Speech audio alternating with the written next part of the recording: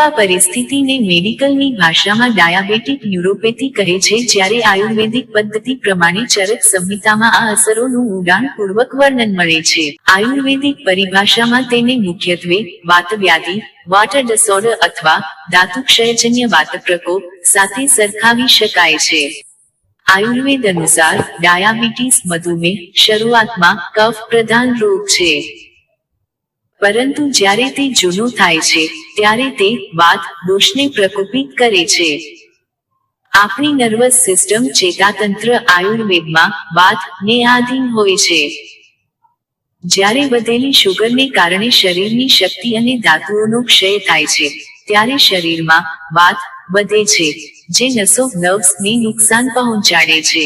આયુર્વેદિક pathology મુજબ diabetic ન્યુરોપેથીમાં આવરણ ની સ્થિતિ જોવા મળે છે. શરીરમાં ફરતું વધારાનું શુગર, જેને આયુર્વેદમાં સામ તત્વ અથવા અપચિત પદાર્થ કહી શકાય, લોહીની નળીઓ અને સૂક્ષ્મ સ્ત્રોતો માઇક્રો ચેનલ્સને બ્લોક કરે છે. આ બ્લોકેજને કારણે પોષણ નસો સુધી પહોંચતું નથી, જેના કારણે ત્યાં વાત દોષ બગડે છે અને પીડા કે ખાલી ચડવાની સમસ્યા થાય છે. મુખ્ય આયુર્વેદિક લક્ષણો જાણો. આધુનિક વિજ્ઞાન જેને ન્યુરોપેથીના લક્ષણો કહે છે, તેને આયુર્વેદમાં નીચેના શબ્દો દ્વારા વ્યાખ્યાયિત કરવામાં આવે છે. પાદસુપ્તતા એટલે પગમાં ખાલી ચડી જવી અથવા સંવેદના ઓછી થવી. નમનસ. પાદદા એટલે પગના તળિયામાં બળતરા થવી. આ ત્યારે થાય છે જ્યારે વાત ની સાથે પિત્ત દોષ પણ ભળેલો હોય.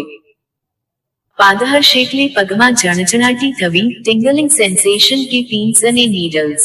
દૌર્બલ્ય એટલે સ્નાયુઓ અને નસોની નબળાઈ. મજ્જા ધાતુનો ક્ષય સમજો. આયુર્વેદમાં નર્વસ ટિશ્યુને મજ્જા ધાતુ સાથે સરખાવવામાં આવે છે. અનિયંત્રિત ડાયાબિટીસ ધીરે ધીરે મજ્જા ધાતુને નબળી પાડે છે, જેના પરિણામે ન્યુરોપેથી ઉદ્ભવે છે. પરંતુ વડીલો, તમે જરાય ચિંતા કરશો નહીં, આજે તમને ઉપાય મળી જવાનો છે. વડીલો, આજના આપણા ઈલાજથી ઊંઘ પણ ખૂબ સરસ મજાની આવશે, પગની તિરાડો પણ ભરાશે અને પગની સમસ્યાઓ, દુખાવા, જકડણ, ક્રેમ્પ, ઝણઝણાટી વગેરે પણ દૂર થઈ માનસિક શાંતિ તો 100% મળવાની જ છે. એના માટે તમારે બજારમાં જવાની કે કોઈ મોંઘા પદાર્થો ખરીદવાની જરૂર નહીં પડે. આજનો ઈલાજ સાવ મફતમાં થવાનો છે. સચોટ કરેલું ઉપચાર જોઈએ એ પહેલા એક ખાસ વિનંતી. વડીલો, તમારા આશીર્વાદ મારા માટે વિશેષ છે. આ વિડીયોને લાઈક કરી એક સરસ મજાની કોમેન્ટ કરો અને ચેનલને સબસ્ક્રાઇબ ન કરેલ હોય તો પ્લીઝ સબસ્ક્રાઇબ કરી લો. આવો જાણીએ સાચો અને સંપૂર્ણ સચોટ ઘરગથ્થુ ઉપાય. તમારે ફક્ત રાત્રે સૂતા પહેલા એક ટબમાં સહન કરી શકાય એટલું ગરમ પાણી લઈ પગ એમાં 10-15 મિનિટ બોળી રાખવાના છે. ગરમ પાણીના શેકથી તમારી નસો રિલેક્સ થઈ નસોમાં રક્ત પ્રવાહ સુધરશે, એટલે તમારા પગને નવો પ્રાણવાયુ મળશે. આ પ્રાણવાયુ તમારા પગના દુખાવા, જકડણ, ખેંચાણ, ક્રેમ્પ, ઝણઝણાટી અને ખાલી ચડવી આ બધા લક્ષણોને નેચરલી ને ચમત્કારિક રીતે દૂર કરશે. પરંતુ વડીલો, ઘણા વિડીયોમાં ગરમ પાણીમાં ભીમસેની કપૂર અને લીંબુ રસ નાખવાની વાત કરે છે. આવો જોઈએ એમાં કેટલી સત્યતા છે. ચાલો જાણીએ હકીકત અને ભ્રમણા. ઘણીવાર સોશિયલ મીડિયા કે ઘરેલું નુસ્ખાઓમાં એવો દાવો કરવામાં આવે છે કે ગરમ પાણીમાં કપૂર અને લીંબુ નાખીને પગ બોળવાથી બ્લોક થયેલી નસો ખુલે છે. પરંતુ વિજ્ઞાન અને આયુર્વેદના તર્ક મુજબ આ વાતને સમજવી ખૂબ જરૂરી છે. આ પ્રક્રિયાથી ચોક્કસ ફાયદા થાય છે, પણ તે બ્લોકેજ ખોલવાનો ઈલાજ નથી. ચાલો જાણીએ સામગ્રીઓ શરીરમાં કેવી રીતે કામ કરે છે. ગરમ પાણી. ગરમ પાણીના સંપર્કથી ચામડીની ઉપરની નાની રક્તવાહિનીઓ કેપિલરીઝ ફેલાય છે. આ પ્રક્રિયાને કારણે તે ભાગમાં બ્લડ ફ્લો વધે છે અને સ્નાયુઓ રિલેક્સ થાય છે. પરિણામે દુખાવો અને થાક ઓછો થાય છે. ભીમસેની કપૂર. કપૂરમાં ઠંડક આપવાનો અને પીડાશામક પેઇન રિલીવિંગ ગુણ હોય છે. તે ચામડી પરની નસોની સંવેદનશીલતાને થોડીવાર માટે ઓછી કરી દે છે, જેને પેઇન માસ્કિંગ ઇફેક્ટ કહેવાય છે. એટલે કે દુખાવો મટતો નથી પણ અનુભવાતો ઓછો થાય છે.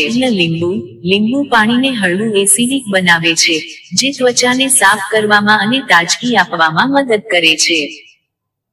જો કે, નસો ખોલવામાં તેની કોઈ સીધી ભૂમિકા નથી. આવો જાણીએ, નસો ખુલશે, આ દાવો ખોટો કેમ? નસો બ્લોક થવાના મુખ્ય કારણો આંતરિક હોય છે, જેમ કે એથેરોસ્ક્લેરોસિસ, ધમનીઓમાં ચરબી, કોલેસ્ટ્રોલ જામવી, ડાયાબિટીક ન્યુરોપેથી, હાઈ શુગરને કારણે ચેતાતંત્રને નુકસાન થવું, બહારથી પગને પાણીમાં બોળવાથી કે કપૂર લીંબુના મિશ્રણથી આ આંતરિક બ્લોકેજ સુધી પહોંચવું અશક્ય છે. આ નુસ્ખો માત્ર ત્વચા અને સ્નાયુઓના ઉપરના સ્તર સુધી જ અસર કરે છે. તો આવો જાણીએ સાચો ઉકેલ શું છે? જો તમને નસોની નબળાઈ કે બ્લોકેજની સમસ્યા હોય, તો માત્ર બાહ્ય ઉપચારો પર નિર્ભર રહેવાને બદલે આ મુજબના પગલાં લેવા જોઈએ. બ્લડ શુગર કંટ્રોલ, ડાયાબિટીસને કાબૂમાં રાખવો એ જ ન્યુરોપેથીનો સાચો ઇલાજ છે. વ્યાયામ, રોજ ચાલવાથી કે કસરત કરવાથી કુદરતી રીતે લોહીનું પરિભ્રમણ સુધરે છે. નિષ્ણાતની સલાહ, નસોના દુખાવા માટે યોગ્ય ડોક્ટર કે આયુર્વેદિક ચિકિત્સકની સલાહ મુજબ સારવાર લેવી. વડીલો તો ખોટી માહિતીથી છેતરાશો નહીં. ગરમ પાણીમાં પગ બોળવાનો પ્રયોગ, લક્ષણોમાં રાહત આપી શકે છે, પરંતુ તે રોગના મૂળ કારણની સારવાર નથી. તેને આરામ મેળવવાનું સાધન ગણવું, રોગ મટાડવાની દવા નહીં. અને હા, તમારા ડોક્ટરની સલાહ લેવાનું ભૂલશો નહીં.